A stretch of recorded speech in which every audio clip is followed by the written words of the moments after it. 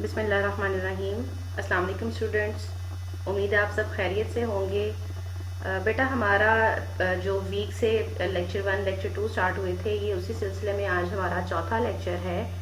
ठीक है, हम लोग चैप्टर 1 पढ़ रहे हैं। बीए पार्ट 2 की बुक है ये, और राइटर हैं इसके मकबूल अहमद।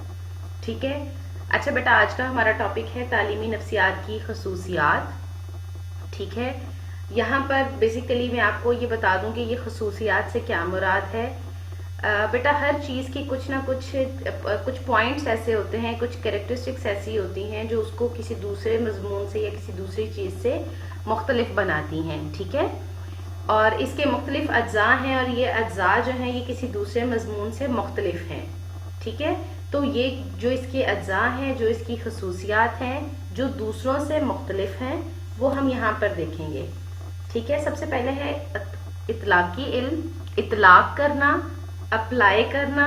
ठीक है, ये क्या है? तालीमी नफ्सियात इतलाकी नफ्सियात की एक शाख है। ठीक है, अप्लाइड जो साइकोलॉजी है उसकी आगे ब्रांच है। इसका मतलब ये है कि आप इसको प्रैक्टिकल सिचुएशन में हमेशा अप्लाई करते हैं। ठीक है, जब हम जनरल साइकोलॉजी की अमूमी नफ्सियात की बात करते हैं, तो जब भी कोई प्रॉब्लम हमारे सामने आए तो हम इन चीज़ों को वहाँ पर इम्प्लीमेंट करते हैं। ठीक है, और फिर हमें जो नताइज मिलते हैं उसकी बुनियाद पर हम मसाइल हल करते हैं। ठीक है, तो सिर्फ नॉलेज नहीं है बल्कि उसकी एप्लीकेशन है। उसके बाद बेटा हमारे पास है तजुर्बाती इल्म, एक्सपेरिमेंटल साइंस। अगर आपको नफ्सियात की वो शाख याद हो जिसमें मैंने आपको बताया था कि अप्लाइड साइकोलॉजी है, उसमें बेटा मैं आपको क्लियर कर दूं, तालीमी नफ्सियात एक तजुर्बाती इल्म है। हम कोई भी प्रॉब्लम जब हमें फेस करनी पड़ती है तो हम उसको ऐसे ही उसका कोई हल निकालने नहीं बैठ जाते। हम उसका कोई साइंसी तरीकाकार अपनाते हैं, कोई मफरूज़ा बनाते हैं, फिर उस मफरूज़े की बुनियाद पर हम एक्सपेरिमेंट करते हैं। ठीक है, और एक्सपेरिमेंट के बाद जो है हम उसके जो रिजल्ट्स आते हैं उसको फिर अप्लाई करते हैं। ठीक है,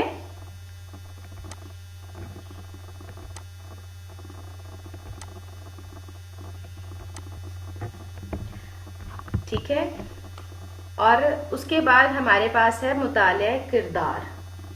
क्योंकि हमने बात की तालीमी नफ्सियात तालिब इल्म के नफ्सियाती तकाज़ों को सामने रखती है, इसका मतलब है कि हम उनके किरदार जो हैं उनका भी मुतालिया कर रहे होते हैं।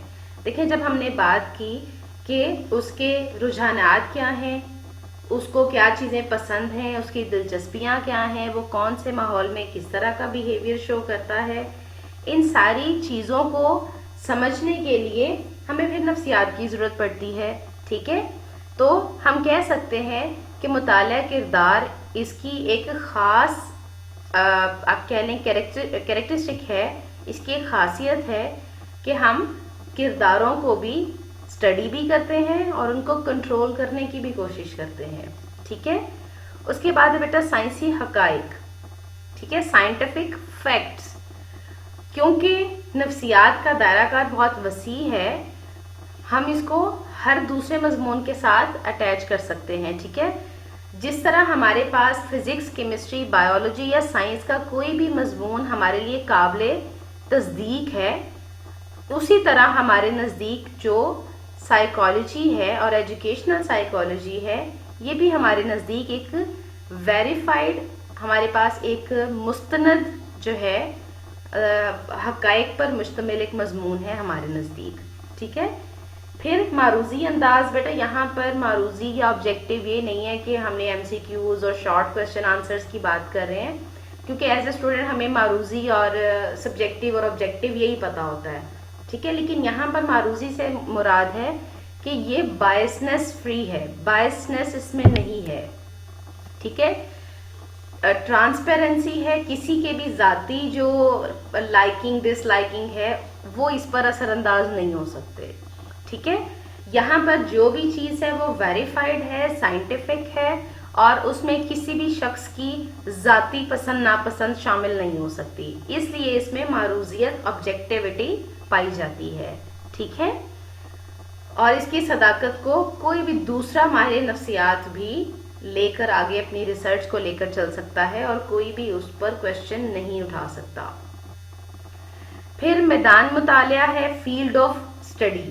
صرف ایک جگہ پر آپ نے جو باتیں کر دی ہیں وہ نہیں ہے۔ فیلڈ آف اسٹڈی کا مطلب ہے کہ اس کا دائرہ کار صرف آپ نے اگر ایجوکیشنل سائیکالوجی کی بات کر دی تو تعلیمی اداروں تک نہیں رہ گیا، یہ اس کی مختلف آگے فیلڈز ہیں، جیسے کہ آپ لرننگ ایکسپیرینسز جہاں جہاں بھی آپ کو جہاں جہاں بھی آپ لرننگ ایکسپیرینسز کو فیس کر رہے ہیں وہاں وہاں تعلیمی نفسیات، چاہے پھر وہ آپ اپنے گھر میں ہیں، چاہے اسکول میں ہیں، چاہے پلے گراؤنڈ میں ہیں، لیکن جہاں جہاں آپ کی تعلیم سے ریلیٹڈ کوئی بھی آپ کے لرننگ ایکسپیرینسز جہاں جہاں بھی ہیں آپ ان کو فیس کر رہے ہیں وہاں وہاں پر یہ اپنا رول ادا کرتی ہے، ٹھیک ہے۔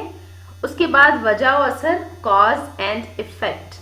کاز اینڈ ایفیکٹ کا مطلب بیٹا کاز کہتے ہیں وجہ کو اور ایفیکٹ کہتے ہیں اثر کو، ٹھیک ہے، وجہ اور اثر، کیونکہ سائنٹیفک میتھڈ کو فالو کرتی ہے، تو اگر ہم کسی مسئلے کو حل کرنا چاہ رہے ہوں تو ہمیں اس مسئلے کی وجہ بھی یہ بتا دیتی ہے اور اس مسئلے کا کیا اثر ہو رہا ہے وہ بھی ہمیں بتا دیتی ہے، ٹھیک ہے۔ یہی وجہ ہے کہ ہم اس کو سائنٹیفک جو سبجیکٹس ہیں اس کی کیٹیگری میں رکھتے ہیں، ٹھیک ہے۔ تعلیمی نفسیات ہمیں بتاتی ہے کہ فرد کا جو کردار ہے اس کے پیچھے کیا ریزن ہے، کیا وہ محرک ہے۔ محرک بیٹا کہتے ہیں کوئی بھی ایسا فیکٹر جو حرکت میں کسی کو آنے کے لیے مجبور کر دے، ٹھیک ہے۔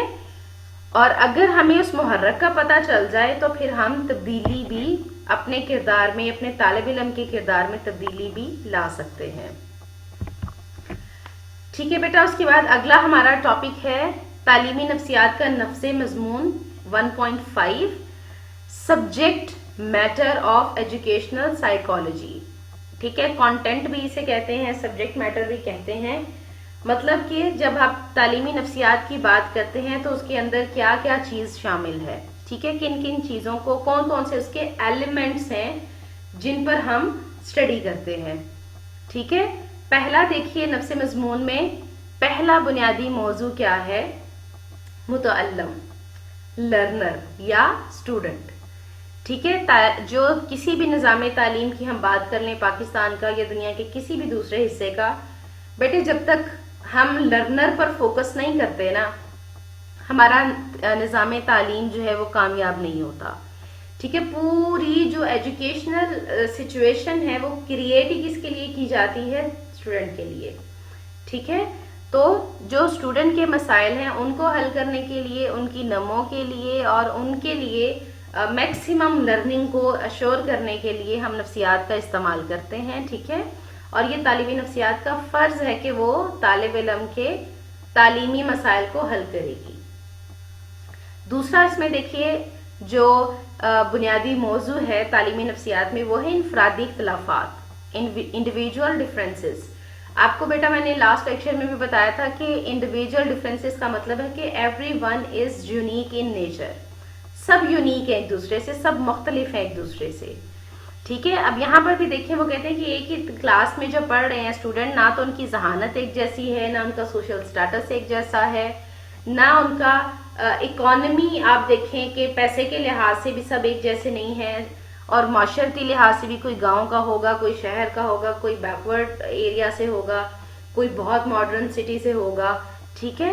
اور ان کے فطری رجحانات، کسی کا فیوریٹ مضمون ایجوکیشن ہوگا، کسی کا فیوریٹ مضمون انگلش ہوگا، کسی کو انگلش سے نفرت ہوگی تو اردو پسند ہوگی، کسی کو اردو بھی پسند نہیں ہوگی، اس کا پسندیدہ مضمون ہے وہ کوئی اور ہوگا، ٹھیک ہے۔ مختلف ہیں، سب ایک دوسرے سے الگ ہیں، اور یہ ہمیں علم کون دیتا ہے، تعلیمی نفسیات۔ اور اس کو سامنے رکھ کر ہی جب ٹیچر پڑھاتا ہے تو اس کی پھر ٹیچنگ جو ہے وہ مؤثر ہوتی ہے اور اس کے اچھے ریزلٹس ہوتے ہیں۔ اس کے بعد بیٹا ہمارے پاس ہے تعلیمی مسائل۔ تعلیمی نفسیات کا بہت اہم موضوع ہے یہ، کیونکہ تعلیمی نفسیات کا مقصد ہی یہ ہے کہ اگر تعلیمی مسائل کوئی پیدا ہوتے ہیں تو ان کو حل کیا جائے، اور وہ جب پیدا ہوتے ہیں تو ان کو آئیڈینٹیفائی کرنا کہ کون سے مسائل ہیں اور وہ مسائل کیوں پیدا ہو رہے ہیں، ان کی جو کھوج لگانا ہے، ان کا جو سراغ لگانا ہے کہ یہ کیسے پیدا ہو رہے ہیں اور ان کو کیسے حل کیا جا سکتا ہے، یہ تعلیمی نفسیات کا کام ہے. ٹھیک ہے. اس کے بعد ہے بیٹا رجحانات. ایپٹیٹیوڈ. رجحان کا مطلب ہوتا ہے کسی کا کسی چیز کی طرف زیادہ اٹریکٹ ہونا. کون سی چیز ہمیں زیادہ اٹریکٹ کرتی ہے, ہمیں زیادہ اٹریکٹیو لگتی ہے, وہی چیز ہمارے رجحان میں شامل ہو جاتی ہے. ٹھیک ہے. تو تعلیمی نفسیات اس کا بھی مطالعہ کرتی ہے.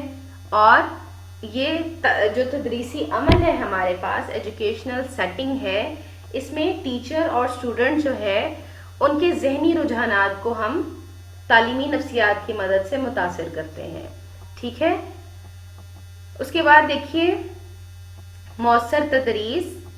ایک ٹیچر کو جب تک پتہ نہیں ہوگا کہ تعلیمی نفسیات کیا ہے, جب تک اسے یہ نہیں پتا کہ میری ذمہ داریاں کیا ہیں, کون سے محرکات ہیں جو میرے اسٹوڈنٹ پر, میرے طالب علم پر اثر انداز ہو رہے ہیں, تب تک اس کی ٹیچنگ اچھی نہیں ہو سکتی. ٹھیک ہے. معلم, طلباء, حکمت تدریس, تدریسی اعانات. تدریسی اعانات بیٹا کہتے ہیں ایجوکیشنل ایڈز کو جو ہمیں مدد دیتی ہیں پڑھانے میں. اور تدریسی ماحول, یہ سب مل کر ایجوکیشن پر اثر اپنا چھوڑتے ہیں. ٹھیک ہے. اور جو تعلیمی نفسیات ہے وہ اس کو مؤثر بنانے میں ہمیں مدد دیتی ہے. آموزشی عمل, لرننگ پروسیس. آموزش اور تعلم, یہ دو لفظ بیٹا میں نے آپ کو بتائے تھے, یہ لرننگ کو کہتے ہیں. ٹھیک ہے. تدریسی ماحول میں طلباء نئے تجربات سیکھتے ہیں اور اس کے نتیجے میں ان کے کردار میں بھی اور ان کے ذہن میں بھی پازیٹیو کوئی چینج آتا ہے. ٹھیک ہے. اور یہ جو چینج ہے اس کو ہم کہتے ہیں آموزش. ٹھیک ہے. یہ جو آموزش ہے, یہ جو لرننگ ہے, اس کی وجہ سے ہمارے بیہیویئرز اور ہمارے سوچنے کے طریقے بدل جاتے ہیں. ٹھیک ہے. اور اس کے بعد ہے ہمارے پاس آموزشی ماحول. ٹھیک ہے. آموزشی ماحول کیا ہے؟ ایسا ماحول جس میں میکسیمم لرننگ ہو سکے. ٹھیک ہے. جتنا بہترین آموزشی ماحول ہوگا اتنی ہی زیادہ طالب علم کی لرننگ ہوگی, تعلم اتنا ہی زیادہ اثر والا بھی ہوگا اور دیر پا بھی ہوگا. ٹھیک ہے. اور اگر غیر موزوں آموزشی ماحول ہے تو تعلم کے راستے میں رکاوٹیں پیدا ہو جائیں گی, آپ کی لرننگ اتنے اچھے طریقے سے نہیں ہو پائے گی. اس میں کیا کیا چیزیں شامل ہیں؟ کمرہ جماعت کیسا ہونا چاہیے, پڑھنے کا وقت کون سا ہوگا, بیٹھنے کی ترتیب کیا ہوگی, تعلیمی ادارے کے آس پاس کا ماحول کیسا ہونا چاہیے, یہ ساری معلومات ہمیں تعلیمی نفسیات فراہم کرتی ہے. آپ کو ایک اگزامپل دیتی ہوں. آپ نے دیکھا ہوگا کہ آپ اگر 100 اسٹرینتھ ہے آپ لوگوں کی اور آپ کو ایک ایسا کمرہ دے دیا جائے جس میں صرف 20 بچوں کے بیٹھنے کی گنجائش ہو, لیکن آپ نے 100 کے 100 بچے نے وہ کلاس اٹینڈ بھی کرنی ہے, تو اب مجھے بتائیں کہ ایسے ماحول میں آپ سیکھ پائیں گے؟ نہیں سیکھ پائیں گے نا, کیونکہ کوئی کہے گا مجھے بیٹھنے کو جگہ نہیں مل رہی, کوئی کہے گا میں تنگ ہو رہا ہوں, کوئی کہے گا مجھے گرمی لگ رہی ہے. اس طرح کے پرابلمز آئیں گے. ٹھیک ہے. اس کے بعد حکمت تدریس, ٹیچنگ اسٹریٹجی. یہ بیٹا ٹیچر کے پوائنٹ آف ویو سے ہے. جو تعلیمی نفسیات ہے اس نے بہت سارے طریقے ہمیں بتائے ہیں اور مختلف طریقے مختلف قسم کے طلباء کے لیے ہیں, کیونکہ ہم نے انفرادی اختلافات کی بات کی ہے نا. بچے کیونکہ ایک دوسرے سے مختلف ہیں تو پڑھانے کے طریقے بھی مختلف ہیں. مثال انہوں نے خود ہی دی ہے کہ زبان سکھانے کے لیے تقریری طریقہ ہو سکتا ہے, لیکن جو نیچرل سائنسز ہیں جیسے بایولوجی ہے, فزکس ہے, کیمسٹری ہے, اس کے لیے تو ہمیں لیبس کی ضرورت ہے. آپ نے دیکھا ہوگا آپ کے کالج میں لیبس ہیں, وہاں پر ان کے پریکٹیکلز ہوتے ہیں. ٹھیک ہے. ان کے لیے تجرباتی طریقہ تدریس ہے. ٹھیک ہے. اس کے بعد ہے بیٹا تدریسی معاونات, انسٹرکشنل ایڈز. معاون کہتے ہیں بیٹا مددگار کو. ٹھیک ہے. تو یہاں پر تدریسی معاونات پھر کون سی ہوں گی؟ ٹیچر کی مدد کرنے والی وہ ایسی چیزیں جو اس کو پڑھانے میں مدد دیں. ٹھیک ہے. دیکھیے انہوں نے اگزامپلس دی ہیں. چارٹ ہو سکتے ہیں, تصاویر ہو سکتی ہیں, ٹیلی فون ہو سکتا ہے, ٹیلی ویژن ہو سکتا ہے, کمپیوٹر ہے, پروجیکٹر ہے, موویبل اینیمیٹڈ پکچرز ہو سکتی ہیں, کوئی ماڈل بنایا جا سکتا ہے. ٹھیک ہے. تعلیمی نفسیات بتاتی ہے کہ کس سبق کے لیے اور کس عمر کے بچے کے لیے, کتنی مینٹل ایبلٹی کے بچے کے لیے کس طرح کی ایڈز آپ نے یوز کرنی ہے. آپ نے اگر پرائیویٹ اسکول سسٹمز دیکھے ہوں جو مونٹیسوری یا اس طرح کے ہیں، وہ چھوٹے بچوں کو پروجیکٹر پر ویڈیوز دکھا رہے ہوتے ہیں، کارٹونز دکھا رہے ہوتے ہیں، ان کے لیے بلاکس رکھے ہوتے ہیں، ٹوائز رکھے ہوتے ہیں. اب پڑھا تو ٹیچر ہی رہا ہے، لیکن یہ چیزیں اس کی مدد کر رہی ہیں. ٹھیک ہے. اس کے بعد ہے بیٹا بیہیویئر ماڈیفیکیشن یا کرداری ترمیم. ترمیم یا ماڈیفیکیشن بیٹا کہتے ہیں رد و بدل کرنا. ٹھیک ہے. ایک چیز ہوتی ہے چینج، ایک ہوتی ہے ماڈیفیکیشن. دونوں کا ڈفرنس میں آپ کو بتا دوں. جو چینج ہوتا ہے اس کا مطلب ہوتا ہے جو پہلے چیز ہے اس کو ختم کر کے اس کی جگہ کوئی نئی چیز لے آنا. لیکن ماڈیفیکیشن ہوتی ہے کہ جو چیز ہے وہ ویسی ہی رہے لیکن اس میں کچھ چیزیں چینج ہو جائیں. تو جو انسان کا ذہن ہے، جو انسان کا کردار ہے بیٹا، اس میں چینج لانا تھوڑا مشکل ہے لیکن ماڈیفیکیشن کی جا سکتی ہے. ٹھیک ہے. اور تعلیمی نفسیات کا یہ اہم مقصد ہے کہ وہ کرداری ترمیم کرتا ہے. وہ ایسے اصول اس نے دریافت کی ہیں جس کے ذریعے ہم فرد میں کرداری تبدیلی لا سکتے ہیں، اس کا ذہن، اس کا سوچنے کا طریقہ تھوڑا سا ماڈیفائی کر سکتے ہیں. ٹھیک ہے. اور تعلیمی نفسیات اس تبدیلی کے عمل کی پیمائش بھی کرتی ہے کہ کتنی ماڈیفیکیشن ہوئی ہے، کتنی تبدیلی آئی ہے. ٹھیک ہے بیٹا. یہ ہمارا آج کا لیکچر تھا. آپ نے اس کو پڑھنا ہے. تھوڑا سا شاید آپ کو اس میں چیزیں کنفیوزنگ لگیں جب آپ اس کو پڑھیں بک سے، لیکن جو بھی چیز آپ کو کنفیوز کرے یا آپ کے ذہن میں کوئی کویسچن ہو آپ ضرور میرے سے پوچھئے. ٹھیک ہے. چلیں جب تک ہماری پھر کلاس ہوتی ہے نیکسٹ، تب تک کے لیے اوکے بیٹا.